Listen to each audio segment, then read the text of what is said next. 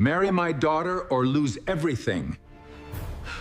My answer is no. He can't do that. The first time Victor Lang asked Daniel Cross to marry his daughter, there were 8 people in the room.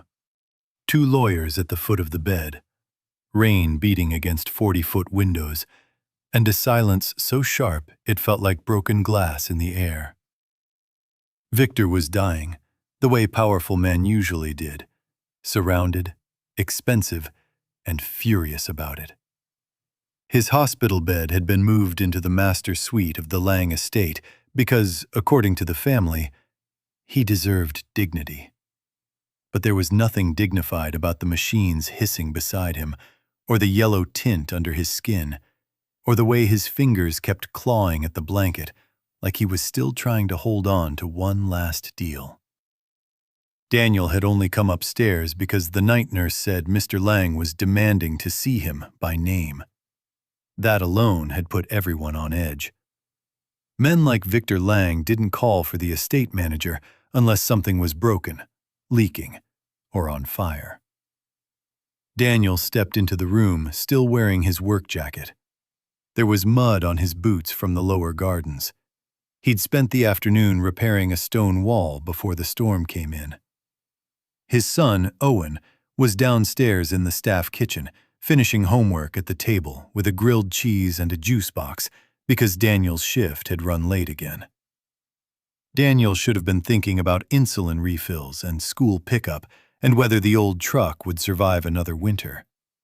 Instead, the most powerful man in the state looked right at him and said, in a voice that sounded like dry paper being torn in half, "Marry my daughter, or lose everything." For a second, nobody moved. Then Victor's brother Graham actually laughed. Not a full laugh, just that ugly little burst people make when something so insane happens their cruelty beats their confusion to the surface. Amelia Lang didn't laugh. She was standing by the window in a black silk blouse, arms folded, face unreadable. Victor's only daughter, 34. Sharp cheekbones, steady eyes, the kind of stillness that made other people nervous. The tabloids called her cold. The board called her difficult. The family called her unstable when they thought she couldn't hear. Daniel called her Miss Lang because he'd worked on that estate for 3 years and she'd never once given him permission to call her anything else. He looked from Victor to the lawyers, then to Amelia, waiting for somebody, anybody, to say this was the medication talking. Nobody did. Victor coughed, winced, and lifted one trembling hand. "You heard me." Daniel felt his heartbeat slow down instead of speed up. That was the strange thing about true disaster. Sometimes it didn't arrive like panic. Sometimes it arrived like perfect clarity. He knew exactly what Victor meant by lose everything. The cottage Daniel and Owen lived in sat on Lang property. His health insurance came through Lang Holdings. Owen's insulin pump supplies came through that insurance. His salary was modest, but it was steady. It was the first steady thing Daniel had managed to build since the year his wife died. Victor knew that. Of course he knew that. Graham shifted in his chair, almost enjoying himself now. "Well, Daniel," he said, dragging out the name like they were old friends. "That seems like quite an opportunity." Daniel didn't look at him. He kept his eyes on Victor. "Why me?" "Because," Victor whispered, "you're the only man in this house who can't be bought." That landed harder than the threat. Even Amelia turned from the window then. But that wasn't even the beginning. Because Daniel knew Victor Lang's type. Men like him only praised honesty when they needed to use it. One of the lawyers cleared his throat. "Mr. Lang, perhaps this conversation should be—" "Quiet," Victor snapped, the old force flashing through the sickness. The room obeyed. Daniel thought about Owen downstairs. 10 years old, too observant for his own good. Still checking the front door some nights, like grief had a schedule. And maybe his mother would finally come home if he waited long enough. He thought about the promise he made at Sarah's grave, that he would never let their son grow up believing survival mattered more than character. Then he looked back at the dying man in the bed and said, very calmly, "Then I lose everything." The room changed. It actually changed. Graham stopped smiling. One of the lawyers blinked.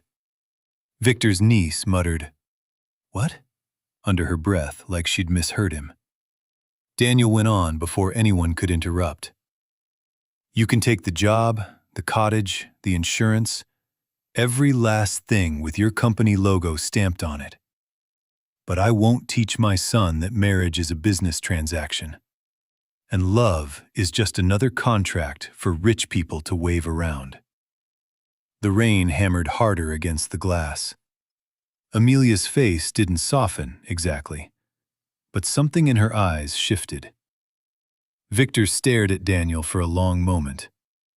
Then, unbelievably, a rough little sound came out of him. Not anger, approval. "Get out," Victor told the family. Nobody moved. Victor raised a shaking finger toward the door. "All of you, out." Graham stood first.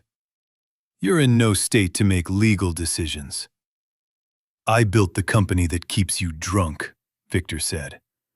"I'm in exactly the state I choose to be." That did it. The family filed out in a storm of silk, perfume, and offended inheritance. Amelia was the last to move. She paused near the door, glanced at Daniel once, and left without a word. When the room finally emptied, Victor sagged back against the pillows. For the first time, he looked every bit as sick as he actually was. Daniel stayed where he was. "If this is some kind of test, you're too old for games." Victor gave a weak half-smile. "Good. I was hoping you'd still be angry." Daniel didn't answer. Victor's breathing rattled. "If you had said yes in front of them, I would have known I was wrong about you." Daniel felt a fresh wave of disgust. "So that was a test?" "No," Victor said. "It was desperation." He gestured toward the chair beside the bed. Daniel didn't sit. Victor seemed too tired to care. "My daughter loses controlling interest in the company the moment I die, unless she has a legal family partner listed in the trust." Daniel frowned. "That makes no sense." "It made sense to my mother," Victor muttered. "She believed power should never be held alone. Thought a spouse or partner would act as a moral brake. Old family trust. Old family paranoia. We tried to challenge it years ago. Courts upheld it. And you want me to be the brake?" Victor looked straight at him. "I want someone beside Amelia who won't sell her to the wolves." Daniel almost laughed then, but there was nothing funny in him. "You think blackmailing me makes me trust you?" "No," Victor said. "I think blackmailing you forced you to show me who you really are." That should have sounded clever. Instead, it sounded like something a man tells himself when he's run out of honorable options. Victor's eyes drifted to the storm outside. "Graham has been waiting 20 years for me to die. Once he gets the board, he will strip everything. Pension funds, safety reserves, the clinic. He'll burn the place warm and call it efficiency." Daniel didn't move. Victor swallowed with difficulty. "I know what was done to you." That hit like a fist. Daniel's jaw tightened. "Do you?" "Yes. 3 years earlier, Daniel had been a structural engineer at Lang Infrastructure. Not brilliant, not famous, just good, careful. The kind of man who checked numbers twice because people stood underneath the things he signed his name to. Then came Warehouse 14, a rushed project. Cheap steel, missing reports. Daniel refused final approval. 2 weeks later, the roof section failed during a storm.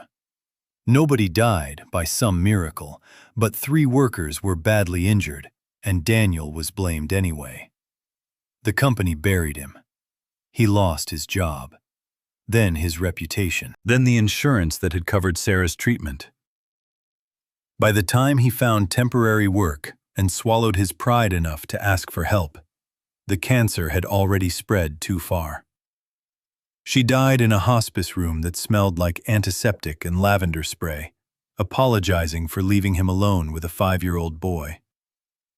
Daniel had never forgiven the world for making her apologize. Victor closed his eyes for a second, like the effort of speaking cost him blood. You were right about the steel. Daniel's whole body went still. What?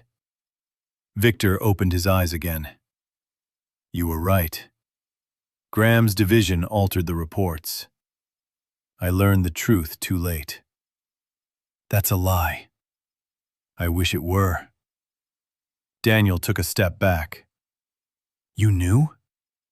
You knew and you still let me carry it? Victor's gaze dropped. And in that tiny motion, Daniel got the answer. Not all of it, but enough. No one saw this coming. The rage that rose in Daniel wasn't loud. It was worse than loud. It was cold. My wife died, he said, and his voice barely sounded human. Do you understand that? She died while your company protected itself. Victor's mouth trembled once. I know. No, you don't. The old man stared at the blanket over his legs, and for a moment he looked less like a titan and more like what he really was. A failing man at the end of a lifetime of choosing the company first. I hired you here because I was trying to make something right, Victor said. Daniel almost choked on the bitterness of that. You gave me a cottage and a mower and called it justice? I gave you the only security I could without exposing Graham before I had proof enough to finish him. Daniel laughed then, one short, terrible sound. So now I'm supposed to marry your daughter as part of your last-minute redemption? Victor met his eyes again. No. I'm asking you to protect the only decent thing I have left. Daniel didn't realize he'd clenched his fists until pain shot up his wrists. He should have walked out right then. Maybe he would have. But the bedroom door opened suddenly, and Amelia stepped back inside. Neither man had heard her return. She looked at her father first, then at Daniel, and whatever she saw on Daniel's face told her enough. I told you not to do it this way, she said quietly. Victor shut his eyes. Amelia looked at Daniel. I'm sorry. It was such a simple thing. 2 words. Soft. Direct. And somehow it hurt more than Victor's confession. Daniel left without answering either of them. Victor Lang died before sunrise. By noon the next day, Graham Lang had replaced sympathy with paperwork. Daniel was called to the main office, thanked for his years of service in the tone people used when they meant inconvenience, and informed that the cottage had to be vacated within 72 hours due to estate restructuring. His insurance would expire at the end of the month. There would be a severance package if he signed a non-disclosure agreement regarding any private matters overheard on the property. Daniel read the document once, set it on the desk, and walked out. He packed through the afternoon while Owen sat on his bed pretending not to listen.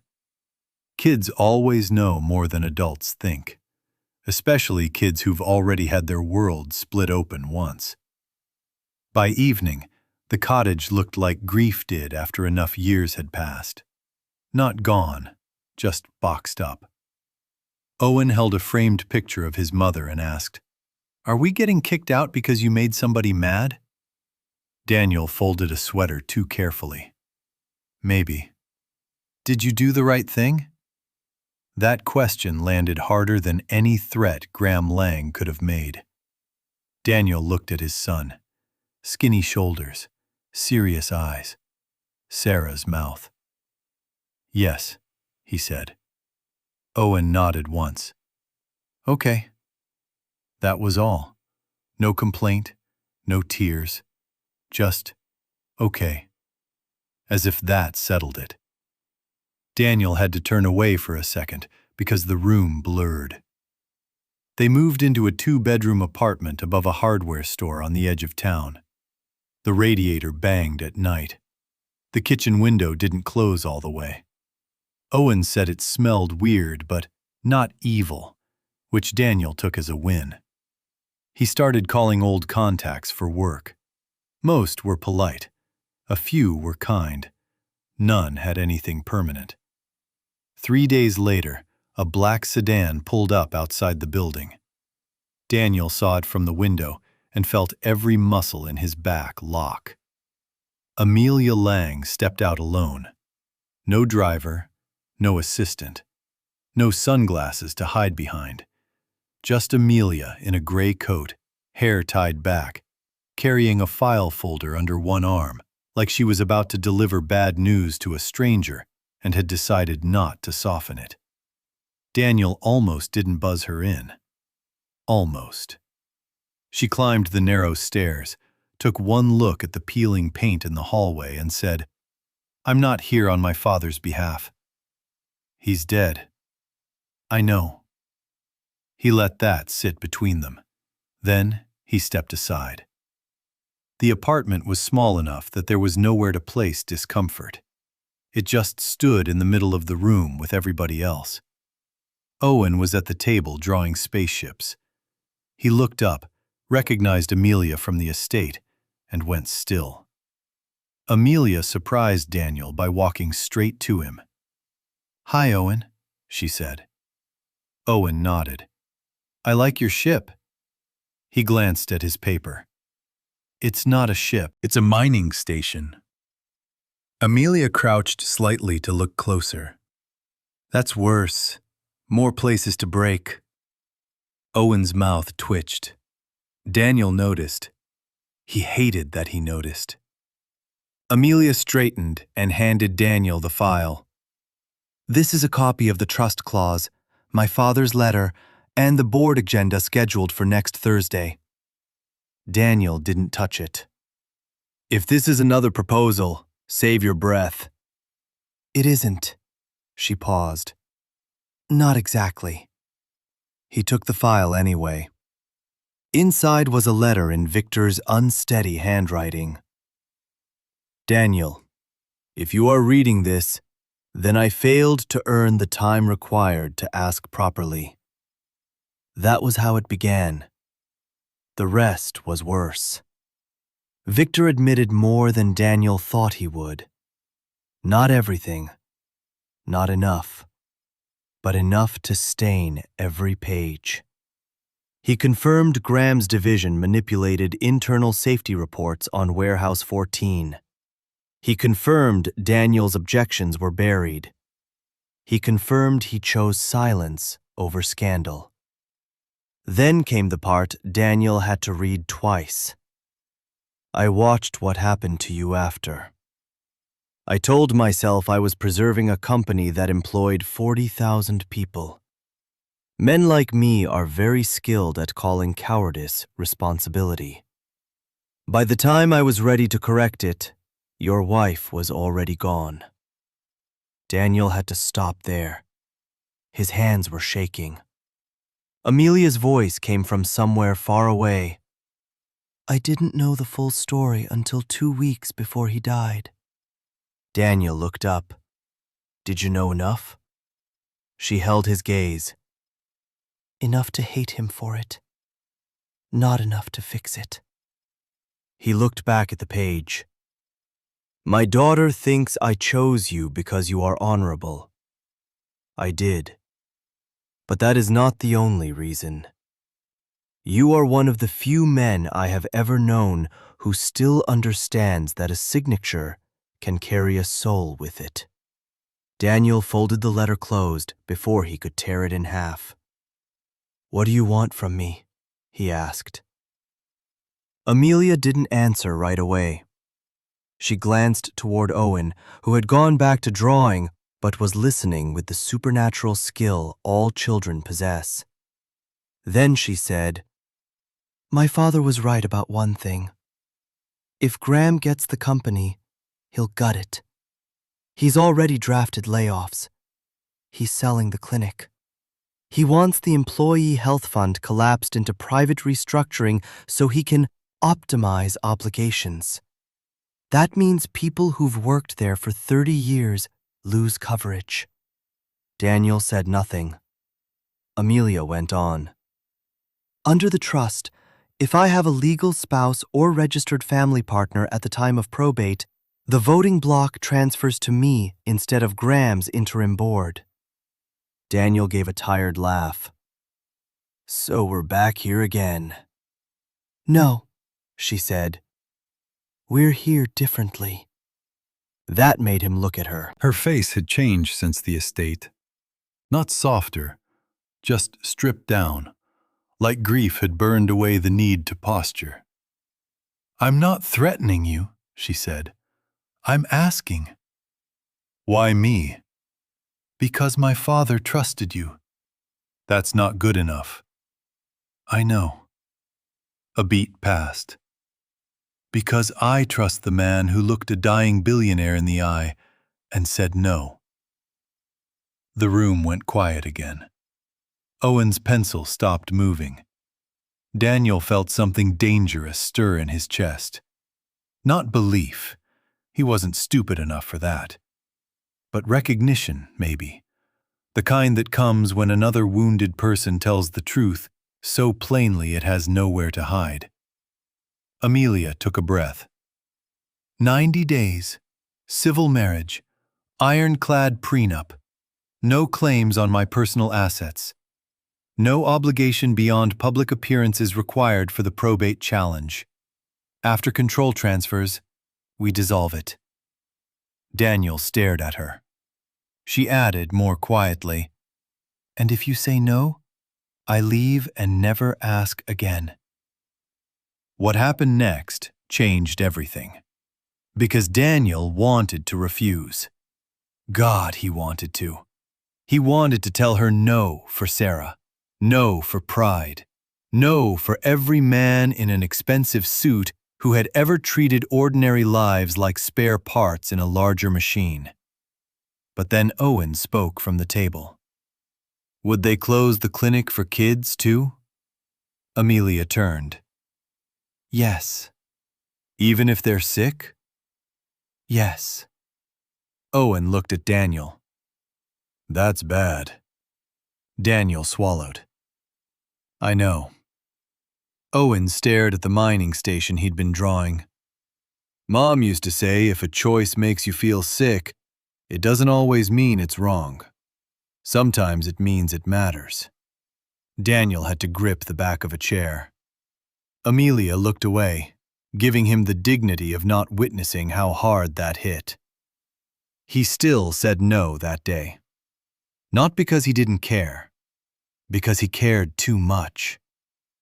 After she left, he sat at the kitchen table long after Owen went to bed, reading Victor's letter until the words blurred into a confession too late to be useful. The next morning, the pharmacy rejected Owen's pump sensor refill. Insurance inactive pending transition. Daniel paid what he could out of pocket and left with less than half of what they needed. By Friday, he had sold Sarah's old camera, his watch, and the last set of tools he'd kept from his engineering days. By Saturday, Graham Lang announced a temporary suspension of the employee medical fund. By Sunday, Daniel saw Amelia at the clinic. He had gone there because one of the nurses called and said supplies were already being boxed up. She wasn't dressed like an executive. No heels, no security. Just jeans, a dark sweater, and her hair tied carelessly as she helped move pediatric files into storage to keep them from being destroyed. A little girl in a yellow mask clung to Amelia's hand while Amelia bent down and told her, "No, the fish tank is not going to die. I already bullied someone into taking it home." The girl nodded solemnly. "Good." Daniel stood in the doorway, watching. Amelia looked up and saw him. There was no surprise in her face. Maybe she'd expected he would come. Maybe she understood him better than he wanted to admit. "I'm not asking again," she said. Daniel looked around at the boxed toys, the stripped walls, the nurses trying not to cry while pretending they were just busy. Then he said, "I have conditions." Amelia didn't smile, but something in her shoulders loosened. "Good," she said. "So do I." They got married at City Hall on a Tuesday morning. No flowers, no family, no music. Just a clerk who had clearly stopped being interested in other people's drama years ago. A tired judge, Owen in a blue sweater too small at the wrists, and Amelia standing across from Daniel in a cream-colored coat that looked like it cost more than his first car. The tabloids found out before lunch. By dinner, every headline in the city had some variation of "Gold Digger Groom," "Dying CEO's Last Maneuver," and "Mystery Widower Marries into Billions." Daniel stopped reading after the first hour. Amelia didn't seem to read any of them at all. They moved into separate bedrooms in the townhouse Amelia kept downtown. It was elegant without being warm, full of books, dark wood, and windows that overlooked the river. Owen got the brightest room because Amelia insisted children shouldn't wake up facing brick walls if it could be helped. Daniel expected it to feel like a transaction. At first, it did. They discussed schedules, appearances, legal meetings, and how much truth to give the press. They spoke politely, carefully, like two people carrying lit matches through a room full of gas. But life has a way of sneaking past arrangements. Owen started leaving his school bag by Amelia's office door because she was good at explaining math without making him feel stupid. Daniel noticed Amelia never raised her voice with staff, not once. Amelia noticed Daniel checked every stair rail, outlet, and window latch in the house without thinking, as if safety was a language his hands spoke even when he was tired. One night, Daniel came downstairs at 2 a.m. and found Amelia sitting at the kitchen island in the dark, staring at nothing. She didn't jump when he entered. She just said, "I couldn't sleep." Neither could he. He poured coffee neither of them needed. After a long silence, he asked, "Why didn't you marry someone from your world? Someone simpler?" Amelia laughed without humor. "Because every man my family approved of wanted the company more than they wanted me. And every man I actually loved learned very quickly what my family does to people they can't control." Daniel leaned against the counter. There was someone. There always is. She looked down at her hands. He left after Graham had him audited, followed, and professionally buried. He said loving me felt like standing on train tracks waiting to see which part of his life got hit first. Daniel had no answer to that.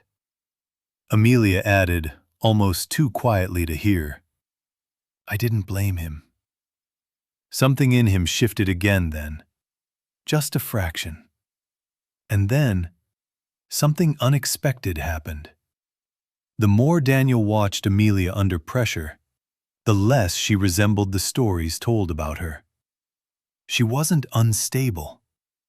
She was exhausted. There was a difference. The board meetings got uglier. Graham challenged the marriage as coercive. The press camped outside the townhouse.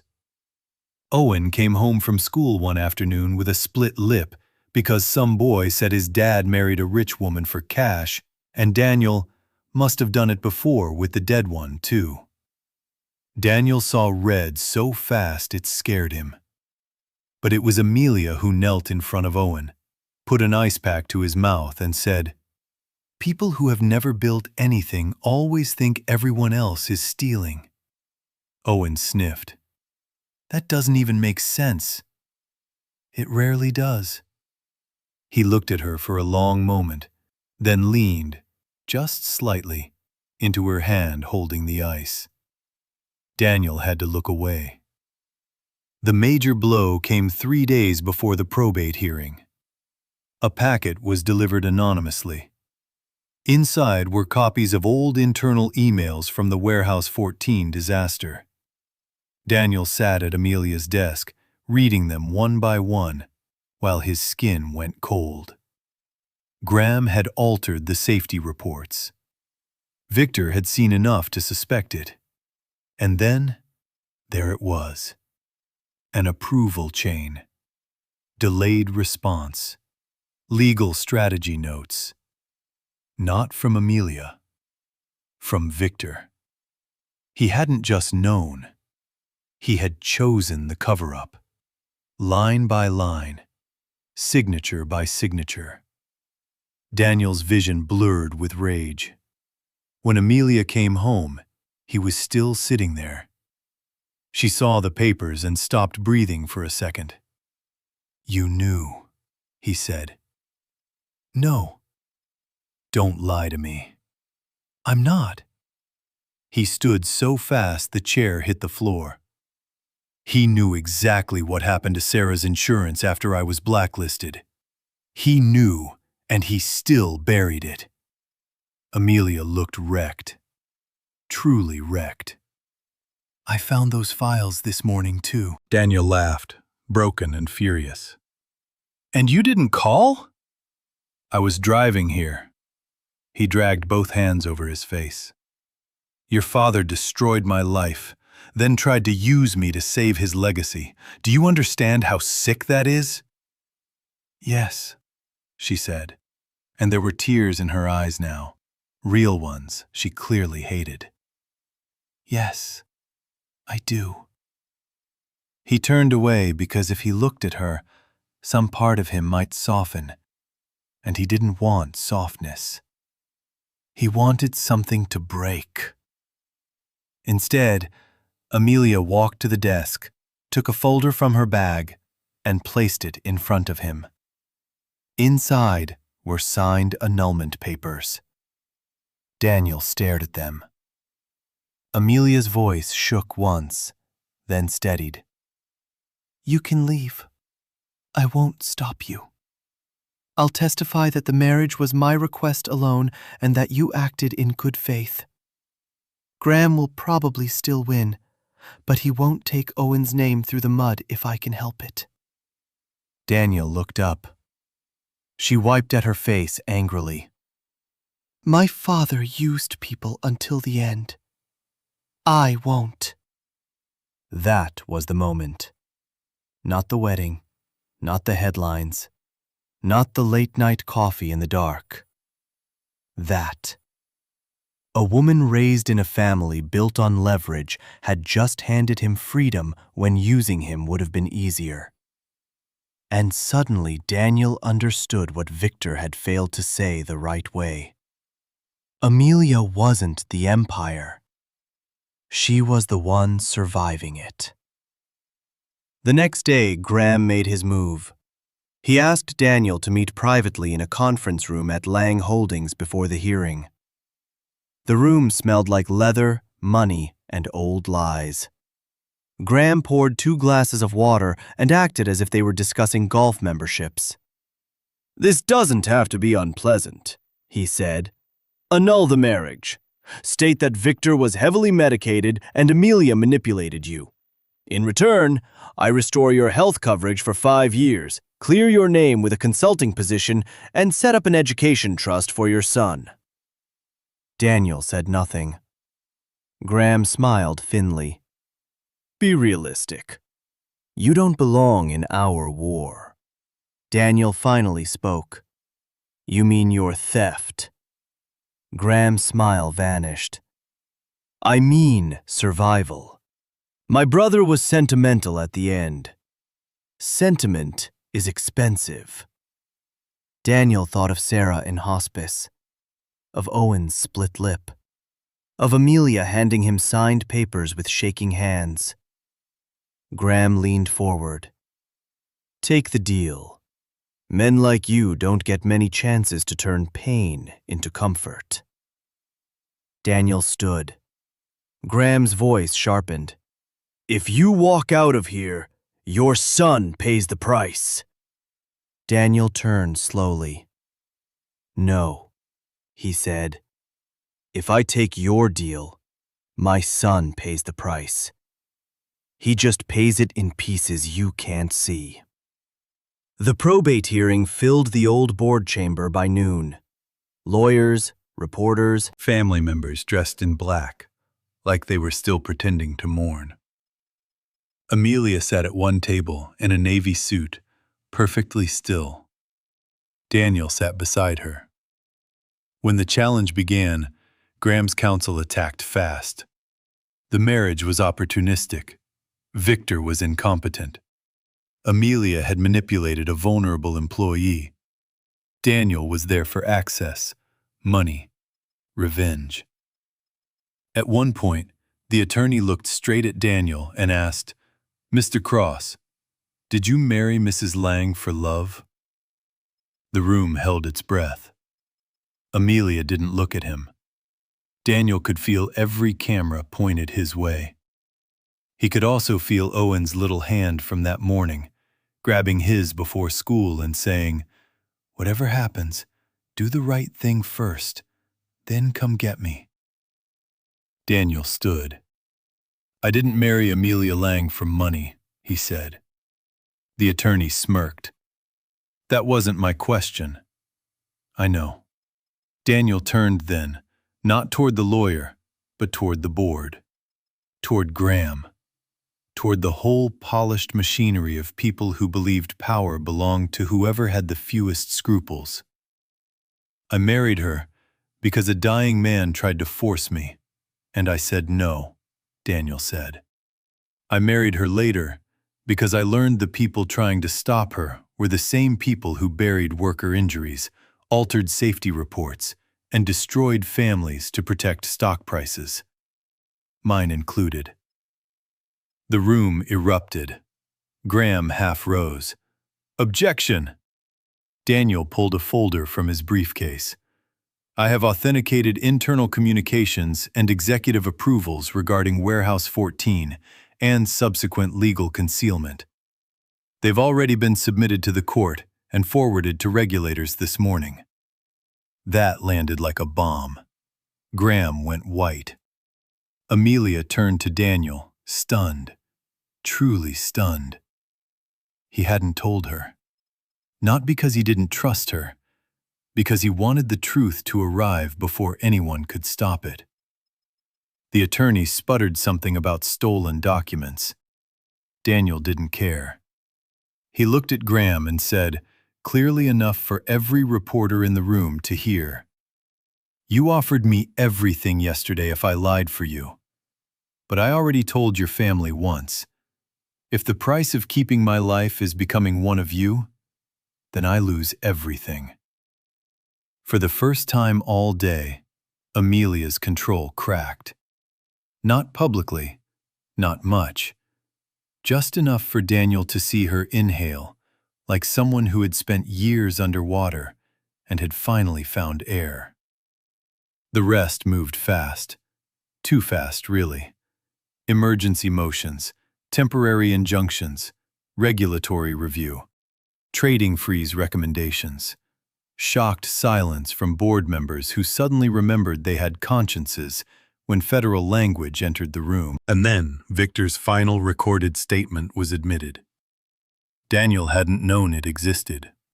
Amelia hadn't either.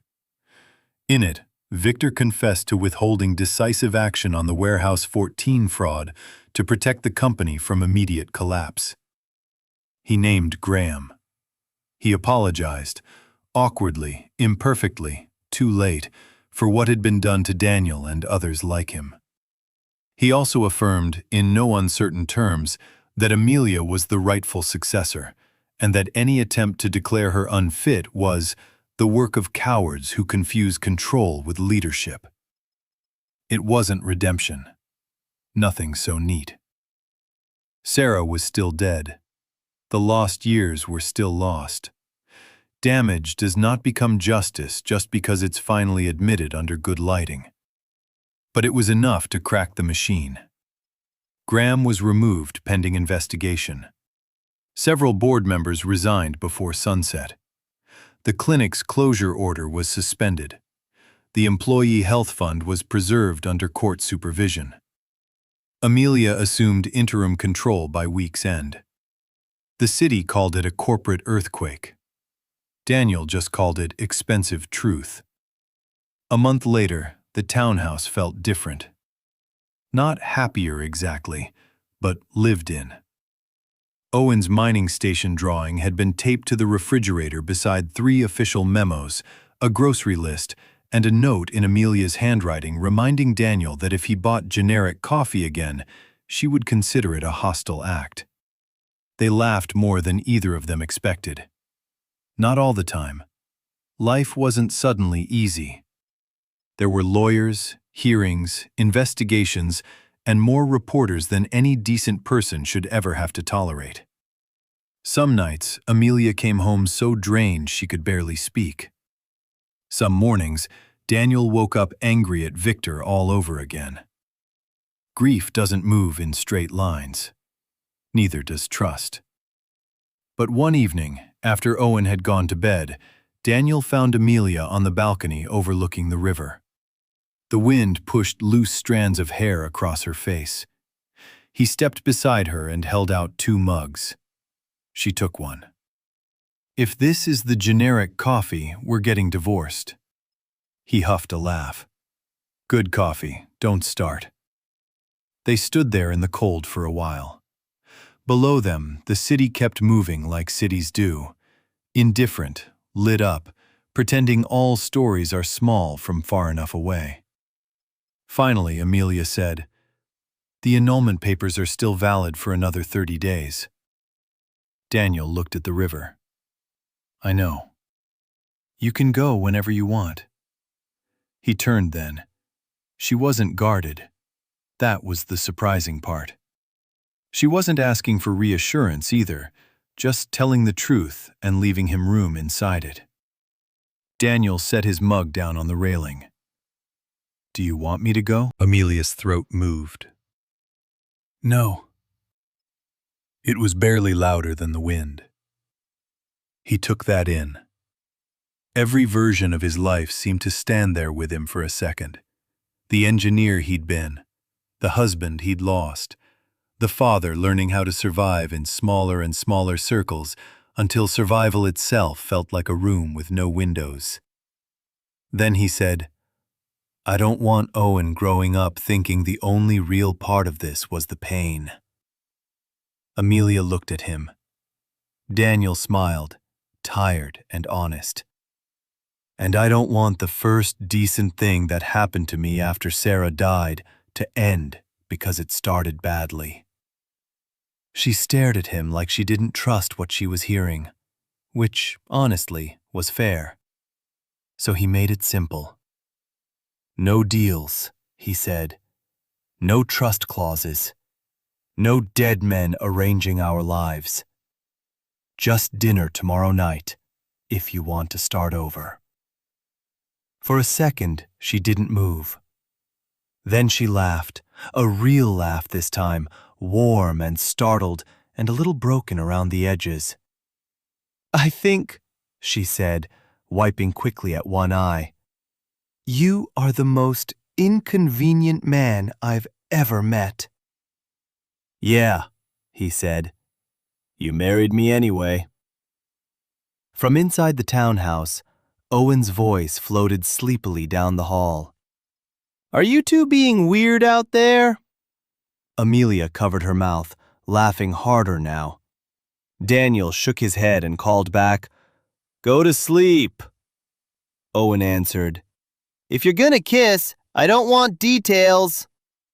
Amelia nearly dropped her coffee. Daniel laughed for what felt like the first clean time in years. And standing there under the city lights, beside a woman he never should have met under the circumstances they had, he finally understood something grief had been trying to teach him all along.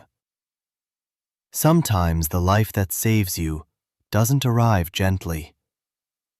Sometimes it crashes through the front door, wearing the face of everything you learned not to trust. Sometimes it asks too much. Sometimes it comes wrapped in old damage, impossible choices, and people who should have known better. But when it is real, when it is finally real, it stops feeling like rescue and starts feeling like home. So Daniel took Amelia's hand, not because a contract required it, not because a dying man once demanded it, but because for the first time in a very long while, holding on didn't feel like losing. If you were in his place, what would you have done?